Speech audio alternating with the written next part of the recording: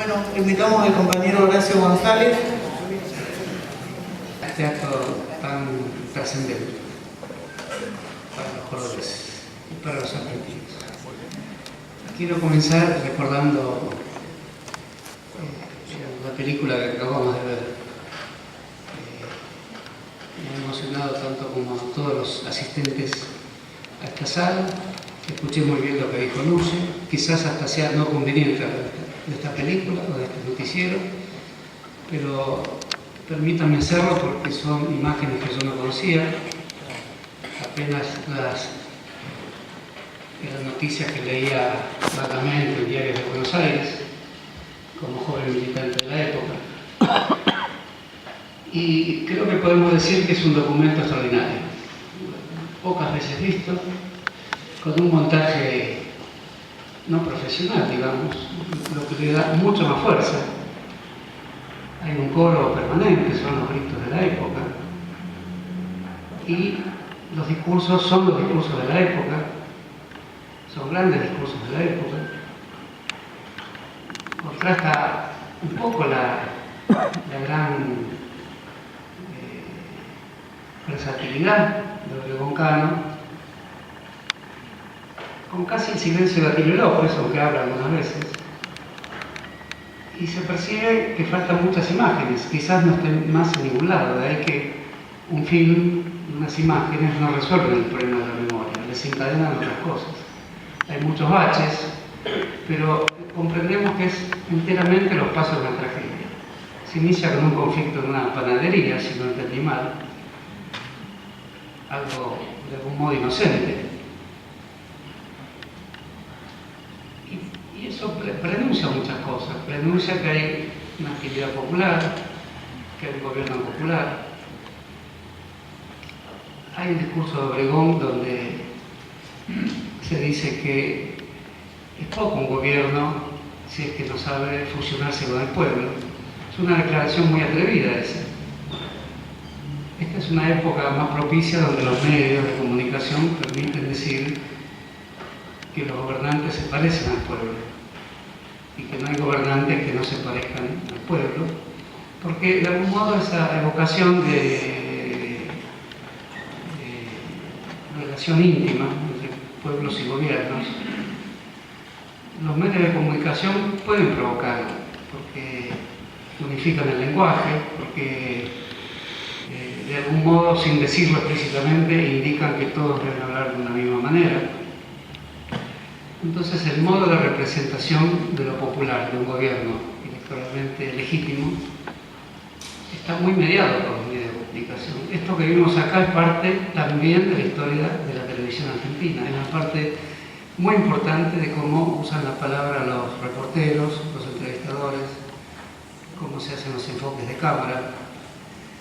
Y cuando Obregón Cano dice este es un gobierno que no merecería ser llamado popular si no pudiera fusionarse con el pueblo, ahí se produce un vértigo impresionante, porque en realidad es un drama popular y al mismo tiempo es un drama de muy pocas personas agarradas por las tenazas de la historia. Un montaje hasta casi diría primitivo y escandaloso, donde ya me lo habían anticipado los compañeros que me invitaron acá, donde en Villa María se dice la patria peronista y en Córdoba se dice la patria socialista. Y son quizás las mismas personas, son el mismo coro, es el mismo trato popular. Eso puedo decirlo. Es evidente que los más comprometidos con una u otra visión tenían preparada una suerte de dogmática, había que decir o socialismo o la patria peronista. Pero pude percibir en esa época, como creo que todos pudimos percibir, que los cánticos eran intercambiables. No era que Villa María era la patria peronista y Córdoba era la patria socialista. Eran intercambiables porque no estaba decidido el gran conflicto del cual acá se habló. Y eso pronunciaba un gran conflicto. Era el mismo nombre, las mismas banderas, las mismas marchas, el mismo himno, y perspectivas eran efectivamente diferentes. Por eso hay un gran nombre que aquí está ausente, del cual no podemos decir sino que le daba nombre a todo el periodo y ofrecía su nombre a todo el enfrentamiento, que es el nombre de Perón, obviamente, y del cual aún hoy deberemos seguir indagando qué grado de responsabilidad tiene ese nombre. Hay un grado de responsabilidad que Lucio le evocaba en el diálogo de Madrid. No se puede pensar que esa apenas opinión de apariencia indiferente no significara algo. Significaba los signos de la época, los preanuncios. Significaba lo que quizás Perón no querría ser. Perón, como bien lo describió Lucio, era una persona de movimientos de gran elegancia, de profunda cortesía y de furias incontenibles. Prefería no decir las cosas o decirlas muy oblicuamente o que otros las dijeran por él. Era un artesano de las pasiones, muchas veces oscuro. Y eso creo que los que participamos de aquella época y de esta, y en esta, con los ecos de aquella época, tenemos que saber. Atilio López va a Buenos Aires, y son escenas realmente estremecedoras. Va a hablar con Perón y vuelve garantizando que Perón da su palabra a través de él como intermediario a la clase trabajadora cordobesa, a los sindicatos cordobeses. Es decir, es difícil hablar de esto, aún hoy es muy difícil hablar de esto. Quizás van a pasar más años para hablar de todo lo que pasó. Porque efectivamente no podríamos decir que había una astucia tan profunda y tan irresponsable que diera mensajes a través de un intermediario que estaba destinado a morir de la manera en que murió. Hay una derecha civil, una derecha discursiva, una derecha ideológica, pero la derecha policial tiene un énfasis especial. Se trata de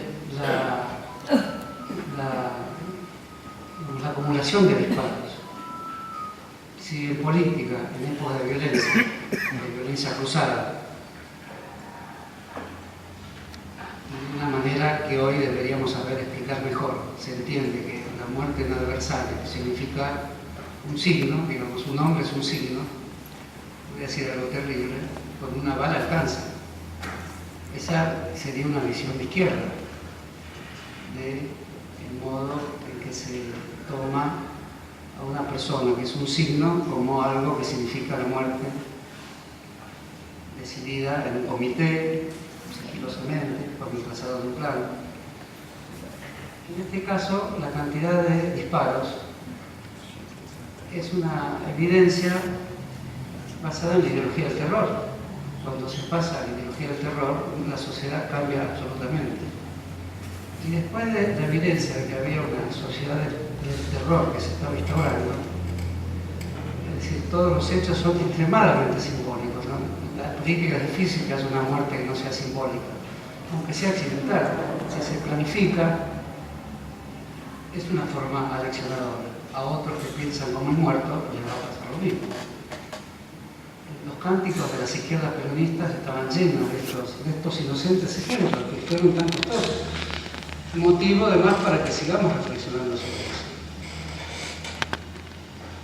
Presintiendo que el modo en que perseguimos una reflexión más cabal sobre lo ocurrido debe hacerse cargo de los impulsos de transformación de aquella época, donde la palabra socialismo vagamente se pronunciaba.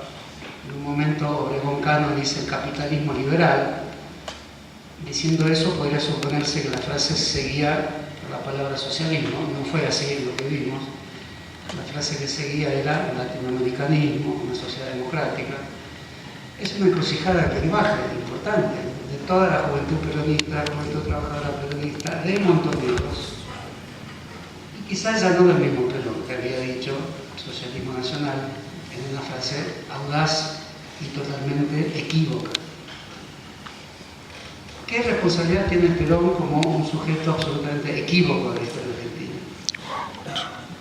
Tiene todas las responsabilidades que le querramos otorgar y todas las que le querramos sustraer, porque la larga actuación de Perón, que tuvo muchos significados, que dio identidad vigorosa a la clase trabajadora argentina, y tuvo un exilio que por momentos tenía características éticas, que tuvo un epistolario de gran significación, sobre todo con John William Cook, que es uno de los mayores epistolarios de la historia argentina. Entonces tampoco nuestro juicio tiene que estar preparado. Estamos en el umbral del juicio de toda la época, pero no podemos hacerlo irresponsablemente.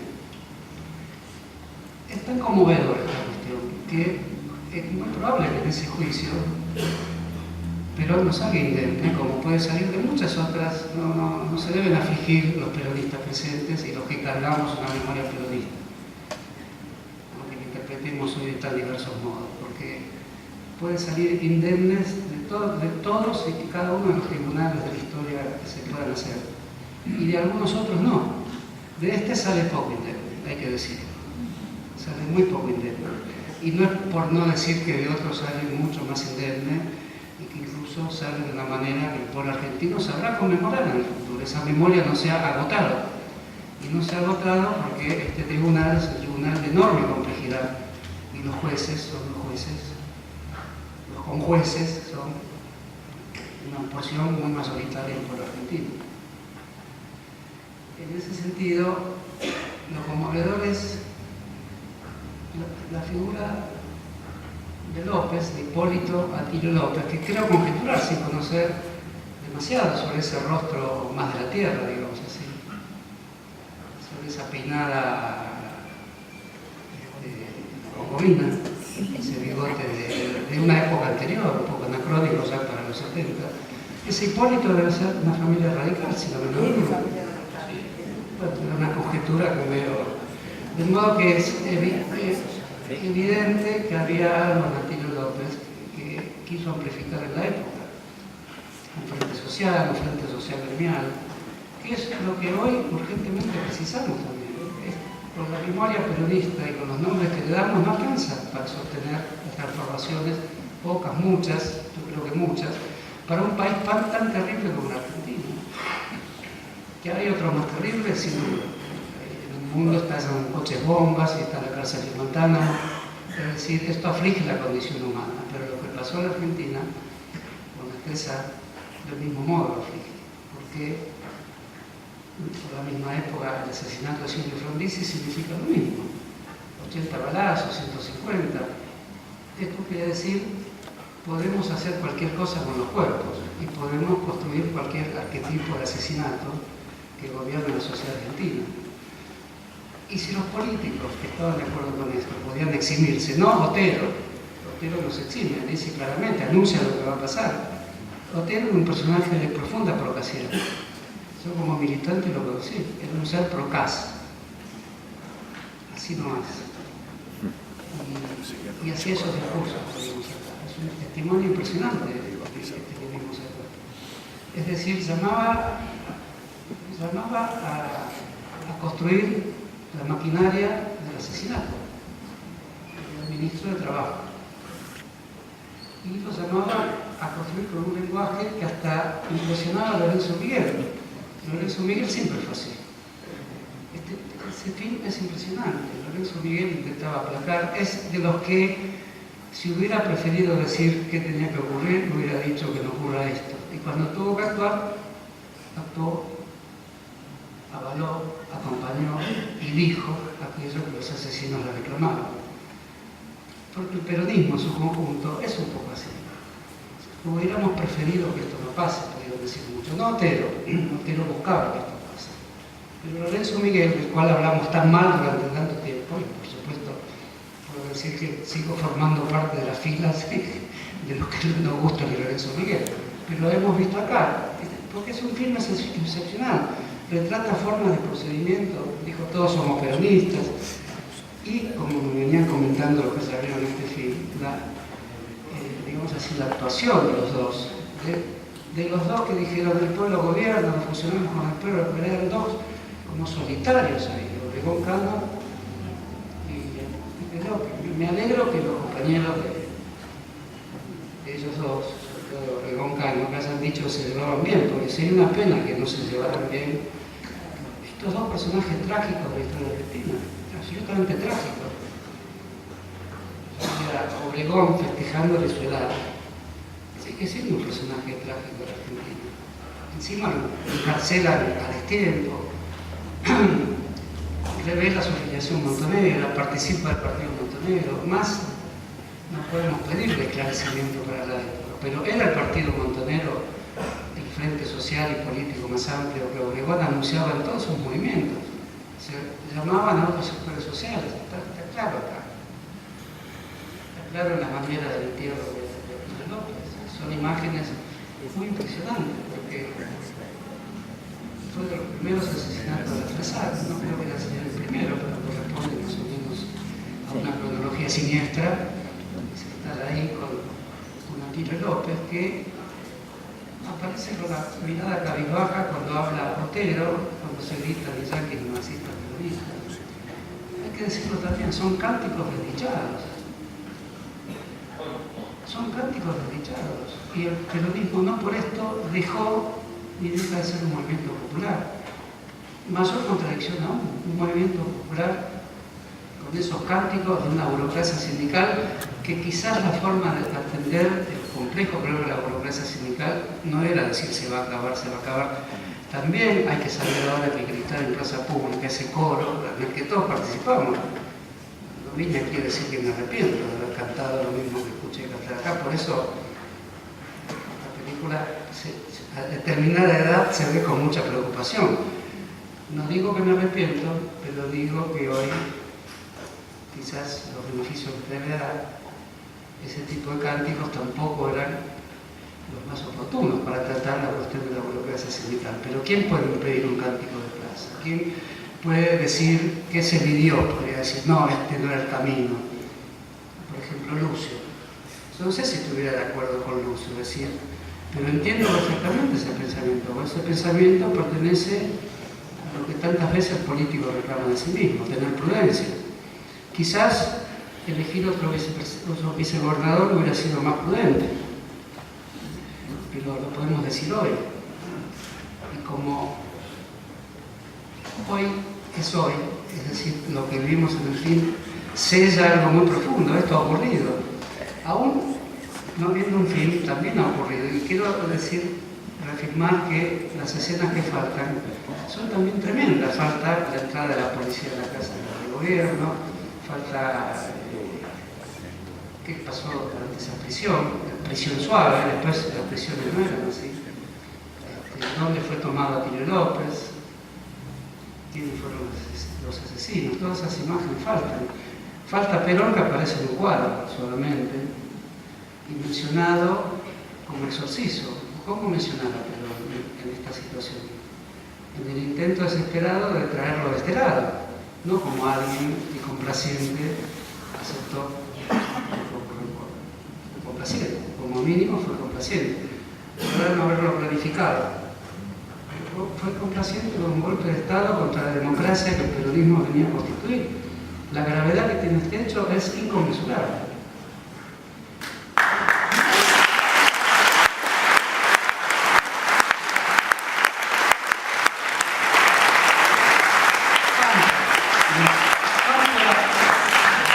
Tiene tanta vigencia que era como Obregón Cano, era, como bien dijo, los autólogos de San Andrés de Giles uno.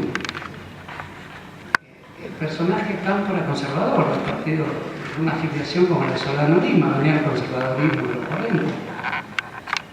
El peronismo nos arrastra y nos arrastra, y de esa manera Cámpora también es un sujeto de la historia atenazado. El leal pasa a ser el traidor. Eso, en una memoria peronista popular, tiene que examinar esos momentos de la historia, que es una historia trágica. Y acá aparece un megáfono, que es Cámpora el que habla, no aparece. O sea, los personajes que estaban en Buenos Aires en el drama aparecen poco. Y Dorticosa aparece más en este film que en otros films del acto en Plaza de Mayo, el recordable Chile-Cuba, el pueblo que saluda. ese saludo en clases no era un saludo mortal, se estaba saludando a un futuro muerto, a un futuro suicida, y estaba saludando a un complejísimo proceso social y político cuyas evidencias actuales también las podemos percibir, como el de Cuba. Entonces era una brecha que se había abierto en la historia magnífica, con toda clase de amenazas que se podían, y hoy las vemos más claro, y que no queríamos aceptar que estuvieran. Tengo que hablar de cuando leí lo del Navarrazo, y no puede ser, o sea, Perón va a ir inmediatamente y va a dar la orden que paren esto y devolver el gobierno a las autoridades legítimas. Es decir, lo sensato de la época era pensar que si era verdad todo lo que se había dicho, todo lo que había ocurrido, todo lo que se había escrito y todo lo que Perón prefirió convertir en algo que lo rodeaba, como un halo, el tercer mundo. Si fuera joven podría dar bombas yo también, el compañero Che Guevara. Si fuera cierto todo eso, evidentemente tendría que salir inmediatamente a parar lo que estaba pasando en Córdoba y en otros lugares del país. Y si no lo hizo, se crea un problema que es un nudo ético persistente de la sociedad argentina, un nudo intelectual y moral que tenemos que seguir tratando, que a veces lo tratamos ingenuamente también hoy, porque instancias de esa misma derecha, armada quizás, o armada de reforma, o pasada casi con armas y bagajes a movimientos de tipo mediático, o operaciones de tipo mediático, eso ya se dijo muchas veces, pero eso sigue existiendo. Por suerte, de la manera en que existe, una lucha vibrante, tensa, muy interesante también, en la que de un modo u otro todos participamos. No es exactamente, ni debería ser la continuidad de aquella, pero algo vibra en estos nombres de hoy, que en los nombres de ayer. Por eso, para terminar, me parece que esta historia paralela de Córdoba, de un puñado de hombres que quizás se pusieron más de lo que pensaban por hacer un discurso, y el discurso de Obregón Cano continuamente señala esto.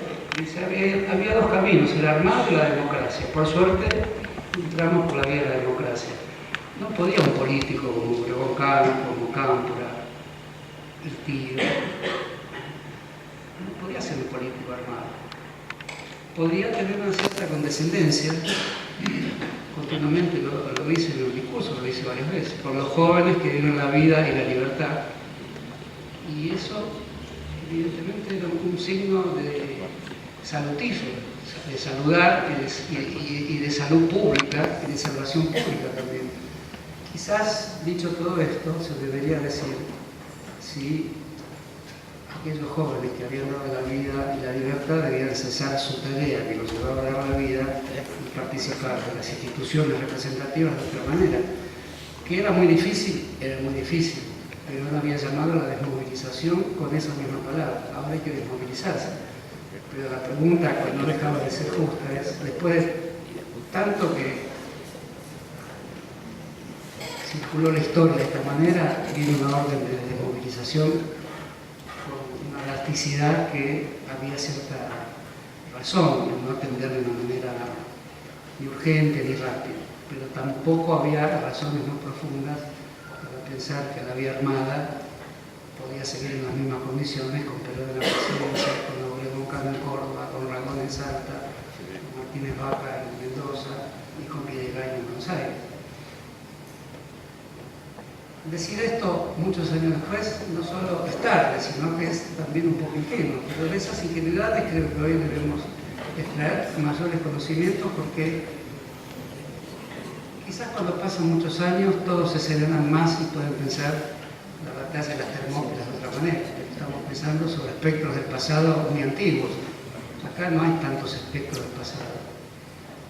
Obregón Cano goza de buena salud y hay, por decirlo, grandes obras de teatro del siglo XX, cargamos cadáveres en nuestras espaldas y estamos un poco solos en la historia también.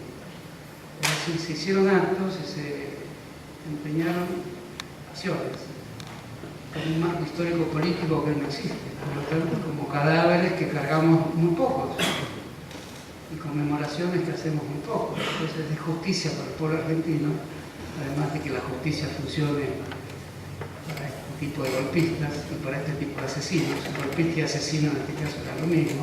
Y hay un horror en lo policial, porque si un ejército da un golpe, hay otra clase de horror. Estos eran asesinatos a costado del camino. Silvio Frondizi en Ezeiza, en una arboleda. Un día que recuerdo que le apareció un cuerpo a Pío López, seguramente también un escapado. Sí, Capilla del Señor. Camino Capilla del Señor. Es decir, había un exhibicionismo de la muerte, del procedimiento material de la muerte. Con el golpe militar, con Videla, había una muerte abstracta, ellos mismos lo dijo. Desaparecieron, no sabemos dónde son inteligencias. Es decir, es más terrorífico matar inteligencias, que son seres humanos. En cambio, a Pío López no lo consideraban inteligencia, directamente lo mataron por el procedimiento sumario del exceso, de un hipérbole, de muerte hiperbólica, así como Videla era el asesino silogístico. Decía, si lo juzgamos se da cuenta el Vaticano y nos dice que no, si lo fusilamos peor porque nos condena el Papa y nos condena el primer ministro inglés. Entonces, en ese silogismo quedaba hacer lo que hicieron. Es cierto que preanuncia el terror, también Trelew preanunciaba, y sabemos que todo eso preanunciaba el terror, pero es la otra cara de la medalla, la muerte pública y el entierro posible. Entierro por las calles de Córdoba. No era posible no hacer un entierro, pero no era posible dejar que eso permitiera multiplicar el terror. Y lo más terrible de este film es que las personas que hablan, y en eso tenían razón, no percibían la hondura de la tragedia que seguía su camino libremente. El discurso de Boncano, un discurso casi de épocas normales.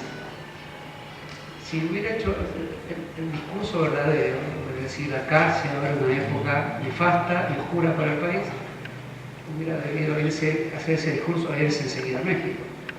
Pero si no lo hizo, y muchos lo hicieron, y siguieron siendo el coro en la vía pública, es porque efectivamente nadie puede predecir la historia, como no podemos predecir lo que va a pasar ahora.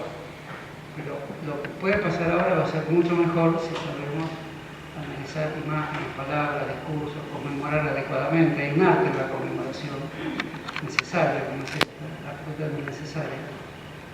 Y quizás debido a esto, debido a esta presencia de tantas personas aquí en esta sala, es probable que esto repercuta muy favorable en nuestro presente. Es posible que las asechanzas que hoy también existen podamos tener la ilusión que reuniones como estas contribuyan a disiparlo. Muchas gracias.